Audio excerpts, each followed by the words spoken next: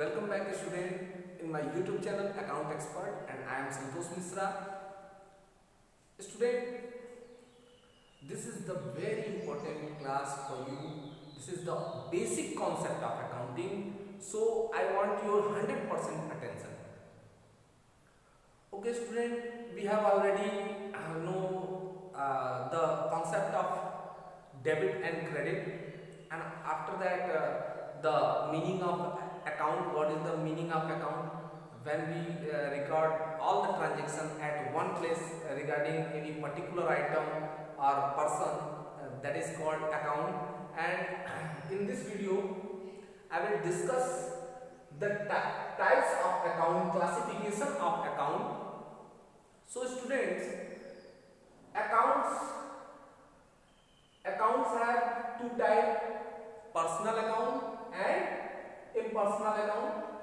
In personal account, all the transactions relating to a person is recorded, and personal account has also three types: natural personal account, representative person, artificial personal account, and representative personal account.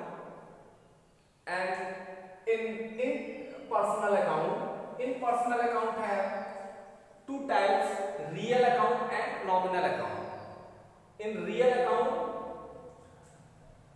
two types are given under the real account: tangible real account and intangible real account. And nominal accounts, this is the all classification of the account. So student, हम लोग जब बात करते हैं accounts की, तो personal और impersonal account में हम लोग डिस्ट्रीब्यूशन करते हैं. पर्सनल में natural personal account, artificial personal account, representative personal account आते हैं. नेचुरल पर्सनल अकाउंट जो नेचुरल पर्सन से रिलेट करता है, जैसे राम का खाता, राम्स अकाउंट, श्याम्स अकाउंट, सोहन, सीता, रीता, गीता, इन सब के जितने भी अकाउंट हैं. So if Ram started business with cash, then Ram is the owner of the business. And capital account, Ram's account are not recorded.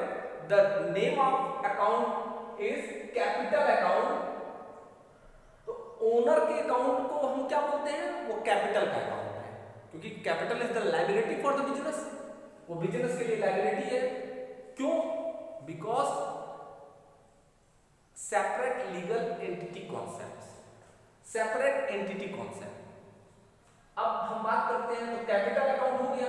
यदि ओनर ने कोई कैपिटल लगाया तो उसका अकाउंट, जो ओनर का अकाउंट बनता है, उसका नाम नहीं लिखते हैं, क्योंकि उसके बुक में हम एंट्री करते हैं, इसलिए हम कैपिटल अकाउंट वर्ड का यूज करते हैं. फिर ड्रॉइंग अकाउंट आता है. यदि personal, if owner withdraw cash और goods for his personal use, that is called drawing. और ड्रॉइंग का अकाउंट चूंकि उस ओनर से रिलेटेड अकाउंट है, तो उसको हम लोग पर्सनल अकाउंट ही मानते हैं. Debtors, when we sold goods on credit, at that time debtor will arise. तो यदि मान लीजिए हमने किसी को गुड्स सोल्ड किया, उधार पे बेचा, क्रेडिट पे बेचा, तो डेटर आता है, और डेटर भी कोई पर्सन ही होगा.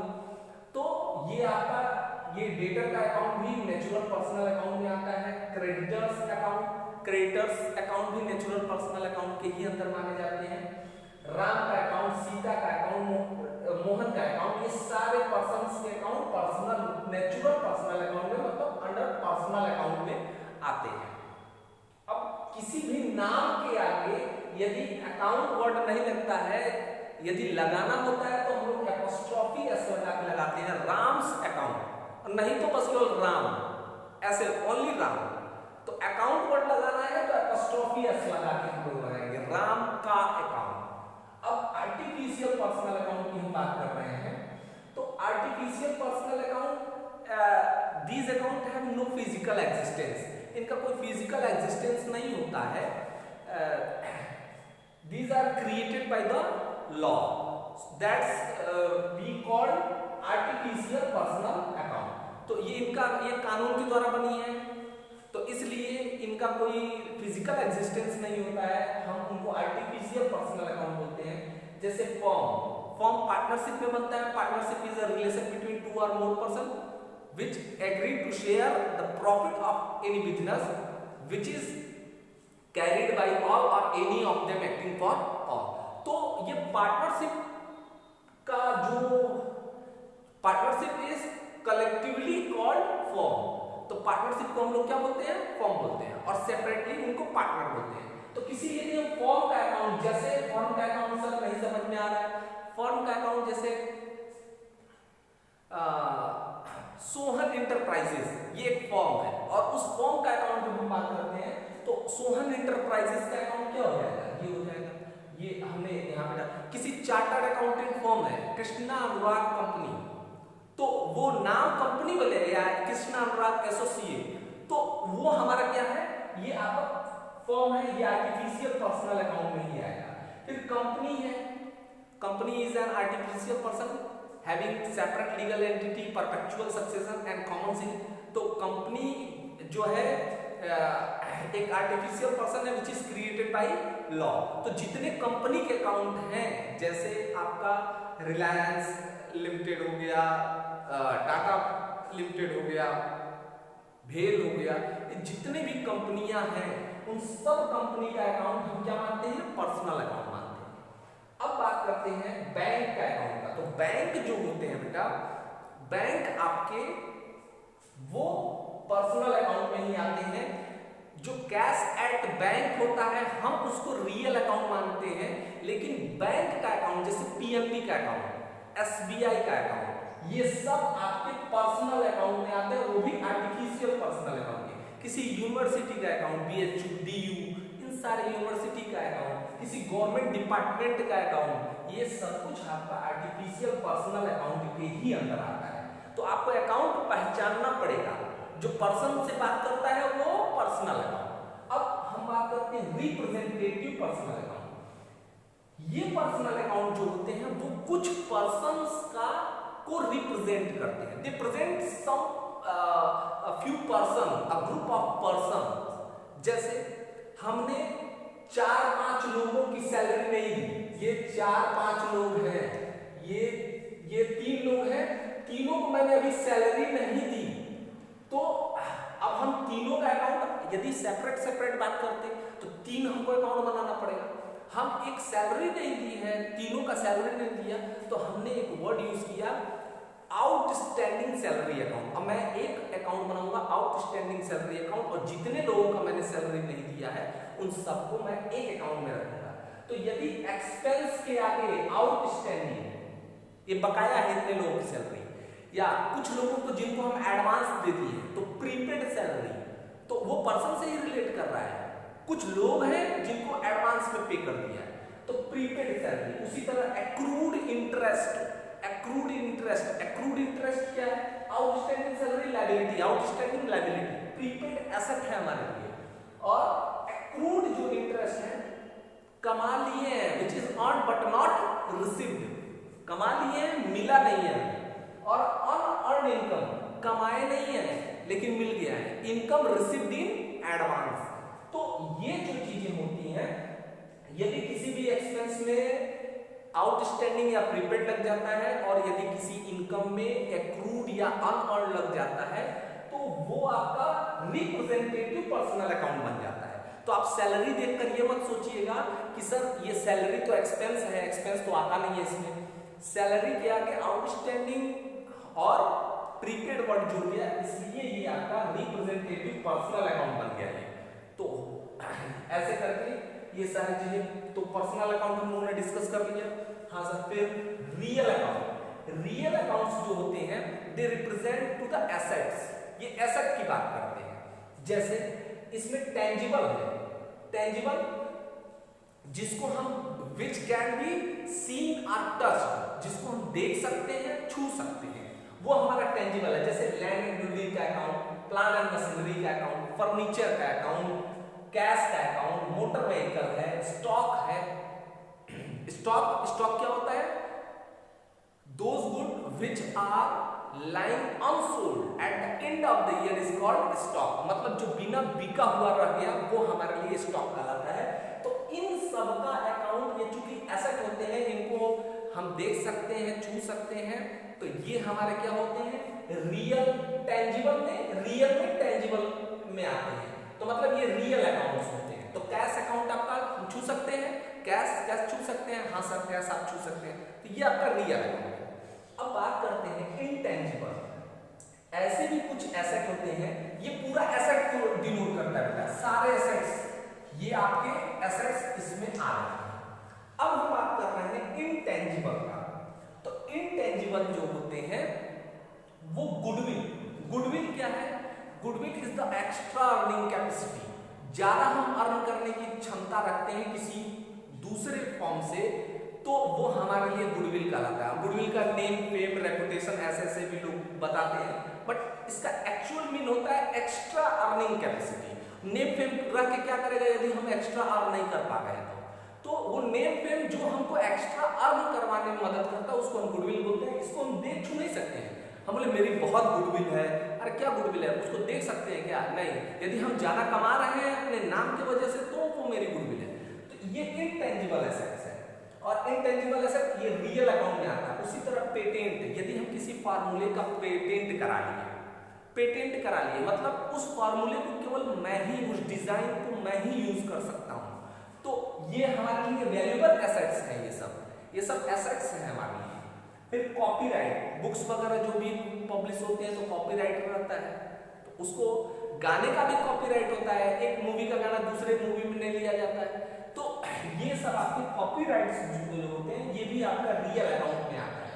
फिर ट्रेडमार्क है, ट्रेडमार्क आप देखते होंगे गोदरेज का ऐसे करके रहता है ये मार्क का भी एक अपना अलग इंपॉर्टेंस है, तो इसको भी रजिस्टर्ड कराया जाता है। तो ये आपका ट्रेडमार्क हो गया। सॉफ्टवेयर हो गया, ये सब दिखते नहीं है। अरे सर सॉफ्टवेयर तो दिखता है, ऐसे सीडी पे रहता है, आप वो सीडी देखते हैं, कॉम्पैक्ट डिस्क को आप देखते हैं, सॉफ्टवेयर तो अंदर प्रोग्राम्स होते हैं, आप उसको देख नहीं पाते हैं। इसलिए ये सब टेंजिबल और इनटेंजिबल ये आपके रियल अकाउंट्स में आते हैं। फिर नेक्स्ट पार्ट आता है आपका नॉमिनल अकाउंट। तो नॉमिनल अकाउंट में ऑल द एक्सपेंस, जैसे एक्सपेंस हो गया, रेवेन्यू हो गया, लॉस हो गया। एक्सपेंस क्या है? एक्सपेंस आप जानते हैं cost incurred for the production of goods and services and selling expenses, it include selling expenses. तो प्रोड्यूस करने में गुड्स और सर्विस को और उनको बेचने में जो हमारा कॉस्ट लगता है वो हमारा क्या कहलाता है? एक्सपेंस कहलाता है। और एक्सपेंस है तो नॉमिनल अकाउंट है। जैसे परचेज मेरा एक्सपेंस है, परचेज हमारा क्या है? एक्सपेंस है। कुछ बुक्स में आप देखेंगे तो परचेज को वो रियल अकाउंट मानते हैं, तो ऐसा नहीं है। परचेज हमारा क्या है? एक्सपेंस है। सेल्स अकाउंट ये एक्सपेंस है। वेजेस अकाउंट, इसमें ट्रैवलिंग एक्सपेंस अकाउंट, कोई भी एक्सपेंस आप यदि कर रहे हैं, खर्चा कर रहे हैं, तो वो खर्चा आपका नॉमिनल अकाउंट में आएगा। और रेवेन्यू, रेवेन्यू क्या है? ये रेकरिंग रिसिप्ट्स होती है, लगातार आती रहती है। जैसे सेल्स बार बार हो रही है, रेकरिंग है। इनकम मिल रहा है, कमीशन मिल रहा है, डिस्काउंट मिल रहा है, डिस्काउंट पे कर रहे हैं तो एक्सपेंस, डिस्काउंट रिसीव कर रहे हैं तो इनकम, कमीशन पे कर रहे हैं तो एक्सपेंस, कमीशन रिसीव कर रहे हैं तो इनकम, इंटरेस्ट पे कर रहे हैं तो एक्सपेंस और इनकम रिसीव कर रहे हैं तो, अरे इंटरेस्ट रिसीव कर रहे हैं तो इनकम। तो इस तरीके से ये रेवेन्यू और एक्सपेंस के जो अकाउंट होते हैं वो आपके क्या कहलाते हैं? Nominal account. अब लॉसेस हैं, लॉसेस जैसे आप देखेंगे bad debts, when we sold the goods on credit and the debtor refused to pay the debt, that is called bad debts। जैसे हमने किसी को गुड्स सोल्ड किया और जब हम उससे पैसा लेने गए तो उसने तुरंत पिस्टल निकाली और बोले भाग जाओ यहाँ से, मार देंगे, हम पैसा सब देने वाले नहीं है। ऐसे केस में आपका ये बैड डेब्ट्स हो जाएगा और बैड डेब्ट्स आपके लिए लॉस है। उसी तरह डेप्रिसिएशन है, एसेट की वैल्यू में जो यूज करने से जो भी उसकी वैल्यू रिड्यूस होती है वो डेप्रिसिएशन कहलाता है। Loss by fire, loss by theft, loss by embezzlement, गबन कर लिया गया, और या आपका लॉस बाय फिक्स्ड एसेट। यदि आप फिक्स्ड एसेट कोई बेचते हो उस पे आपका लॉस हो जाता है, मशीन बेचे, फर्नीचर कुछ भी बेच दिए और उस पे आपका लॉस हो गया तो ये आपका लॉसेस में आएगा। यदि गेन हो जाएगा तो वो भी नॉमिनल अकाउंट में आएगा। तो रेवेन्यू एंड गेन्स, ये गेन्स भी इसमें आ जाता है। तो रेवेन्यू और गेन यदि profit on sale of furniture हो गया तो ये आपका नॉमिनल अकाउंट है। तो आप लोगों को सबसे जरूरी चीज है कि अकाउंट्स आप लोगों को पहचानना है कि ये पर्सनल है, ये रियल है या ये नॉमिनल है। ये डबल एंट्री सिस्टम पर बेस्ड है, इसको ब्रिटिश सिस्टम भी बोलते हैं। और अमेरिकन सिस्टम में क्या था, एसेट्स एक्सपेंसेस और लॉस को डेबिट करते हैं, और income gain revenue capital liability इनको हम लोग क्या करते हैं, यदि इंक्रीज कर रहे हैं तो क्रेडिट और डिक्रीज कर रहे हैं तो डेबिट, और लॉस एक्सपेंस और आपका लॉस हो गया एक्सपेंस हो गया, तो इनको यदि हम ये एसेट हो गए, यदि इंक्रीज कर रहे हैं तो डेबिट और डिक्रीज कर रहे हैं तो क्रेडिट, वो अलग वो रूल है। ये वो रूल जो है इसी का पूरा क्रक्स है। तो हम लोग क्या करते हैं, पहले आप लोग एक एक अकाउंट का आपका नेचर पता होना चाहिए। आपसे यदि कोई पूछे नेचर क्या है इसका, तो आप बोलेंगे ये पर्सनल है, ये रियल है, ये नॉमिनल है। अब सर क्यों इनको बाइफरकेट करना क्यों जरूरी है, क्लासिफाई करना क्यों जरूरी है? जब ये क्लासिफाई हो जाएंगे तब जाके हम क्या करते हैं, हम इन पे कौन सा रूल लगता है वो देखते हैं। जैसे पर्सनल अकाउंट का रूल है debit the receiver and credit the giver, पाने वाले को डेबिट और देने वाले को क्रेडिट। अब ये आपका रूल है। जैसे कैश रिसीव्ड फ्रॉम मोहन, तो मोहन डेबिट होगा या क्रेडिट होगा? मोहन पे कर रहा है, दे रहा है, तो क्रेडिट द गिवर, तो टू मोहन हो जाएगा, टू मोहन हो जाएगा। उसी तरह यदि ये आपका ये जैसे मान लीजिए कि goods sold to Sita on credit, तो Sita debit, Sita goods receive कर रही है, और टू सेल्स अकाउंट, तो सीता डेबिट हो जाएगी क्योंकि सीता गुड्स रिसीव कर रही है, तो पाने वाले को डेबिट और देने वाले को credit. Debit the receiver and credit the giver, ये पर्सनल अकाउंट का रूल है। फिर अब हम आते हैं रियल अकाउंट, तो डेबिट व्हाट्स कम्स इन, जो एसेट आ रही है, रियल अकाउंट एसेट से रिलेटेड जो एसेट आ रही है उसको डेबिट करो, और जो एसेट जा रही है उसको क्रेडिट करो। जैसे purchase a furniture for cash 10,000, तो हमने 10,000 का एक फर्नीचर परचेज किया, तो फर्नीचर एसेट है, रियल अकाउंट है, और जब हम उसको कैश में परचेज करेंगे तो एक एसेट फर्नीचर आ रही है और दूसरी एसेट कैश जा रही है, तो कौन डेबिट होगा?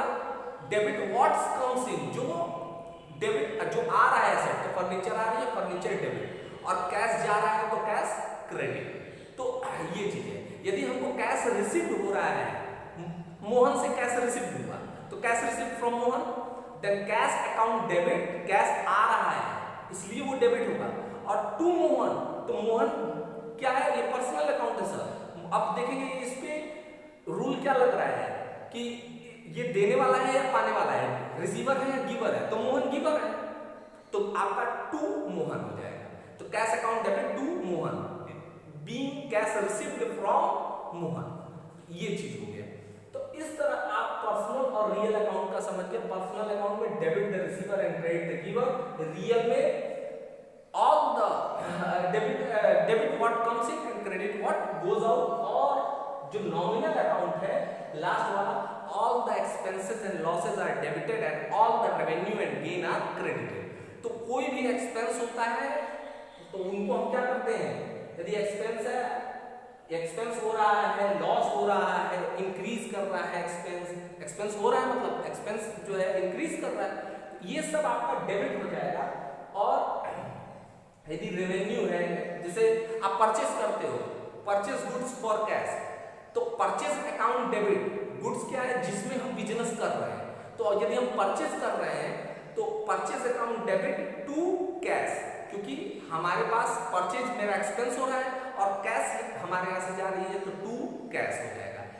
तो ये क्या है, all the expenses and losses are debited and all the revenue and gains are credited. तो आपको एक बार पूरी तरीके से इन सबको ध्यान से रखना है, इन सबको आपको अपने माइंड में सेट करना है, कौन सा है पर्सनल, कौन सा रियल, कौन सा नॉमिनल, और उससे रिलेटेड रूल लगाना है। यदि डेबिट और क्रेडिट दो में से किसी आप एक ट्रांजैक्शन को पकड़ लेते हैं कि ओ ये डेबिट होगा, तो आप चाहें तो उसको क्रेडिट, दूसरे वाले को ऑटोमेटिक आप क्रेडिट कर देंगे। तो इस तरीके से ये रटने की बात नहीं है, आपको समझना पड़ेगा और समझने के बाद एंट्री करिए। तो एक इस तरीके से आपको सोचना है। और दूसरा तरीका वो अकाउंटिंग इक्वेशन में हम लोग सोचे थे कि डेबिट द वो asset and expenses and losses are when they are increasing it should be debited, they should be debited, and when they are decreasing they should be credited. और तो हमको दोनों तरीके से सोचना है। जितना सोचेंगे उतना अकाउंट आएगा, और जितना रटेंगे कुछ भी नहीं आएगा, रटते रह जाएंगे, परेशान हो जाएंगे। तो स्टूडेंट नेक्स्ट क्लास में, नेक्स्ट वीडियो में हम लोग जर्नल के रूल्स कुछ पढ़ेंगे, जर्नल क्या होते हैं और कैसे हम लोग जर्नल के क्वेश्चन सॉल्व करते हैं, ये हम पढ़ेंगे। Thank you student.